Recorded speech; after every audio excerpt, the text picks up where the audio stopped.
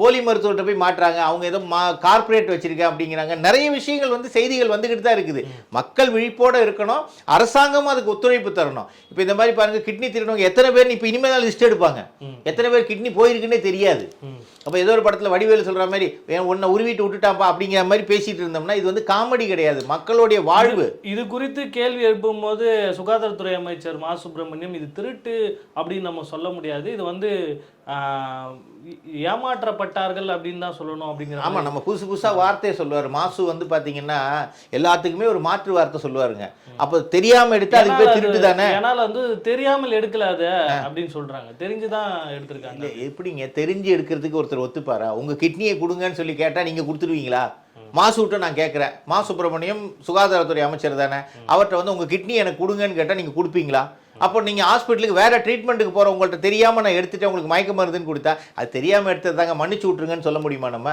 இது திருட்டு தான். திருட்டுன்னு சொன்னால் அப்போ அந்த ஆர்கனுக்கு ஏதோ வேல்யூ இருக்குது, அது எங்கேயோ பிஸ்னஸ் நடந்துகிட்டு இருக்குதுங்கிறது வந்து நம்மளுடைய மிக கேடுகட்ட நிலமான ஒரு நிலைமை. அதுக்கு விளக்கமெல்லாம் கொடுக்க முடியாது.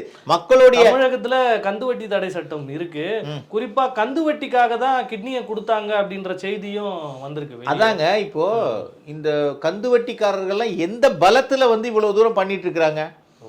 அரசியல் பின்புலம் இருக்குது. ஏன்னா இவர்களுடைய பணமே அங்கே போய் கந்து வட்டியாக போகுதுன்னு குற்றச்சாட்டு மக்கள் சொல்லிட்டு தான் இருக்கிறாங்க.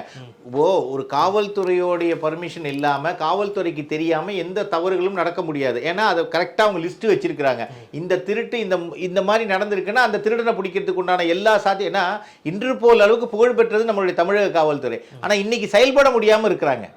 அப்படி இருக்கும்போது இந்த மாதிரியான கந்து வட்டி கொலைகள் இப்போ யார் வட்டிக்கு விடுறாங்கிறது ஊரில் தெரியாதா? யாருக்கும் அந்த ஊரில் போலீஸுக்கு தெரியாதா, இல்லை மற்றவர்களுக்கு தெரியாதா? தெரிந்துதான் நடக்கிறது. இப்போ பேங்கிங்கில் வந்து இல்லைன்னு சொன்னால் கந்து வட்டிக்காரர்கள் தான் இன்றைக்கி கோல வச்சுக்கிட்டு இருக்கிறாங்க. அவங்கள பார்த்தீங்கன்னா அவங்க ஒயிட் அண்ட் ஒயிட்டில் வர்றதும் மக்களை மிரட்டுறதும், எவ்வளோ கந்து வட்டி கேஸு, எவ்வளோ தற்கொலைகள் நடந்துகிட்டு இருக்குது. இன்றைக்கும் பார்த்தீங்கன்னா அந்த பகுதிகளில் நிறைய கந்து வட்டியோடைய கொலைகள் நடந்துக்கிட்டு, ஆணவ கொலை மாதிரி வட்டியினால் அழிந்த குடும்பங்கள் எத்தனையோ இருக்குது. இது எல்லாமே தொடர்ந்து கொண்டு தான் இருக்குது. இந்த அவல நிலைகள்லாம் மாறணும் அப்படின்னு சொன்னால் சட்டம் கடுமையாக்கப்படணும், கடுமையாக நடைமுறைப்படுத்தணும், சரியாக பயன்படுத்தணும், அதை தவறாக பயன்படுத்தக்கூடாது.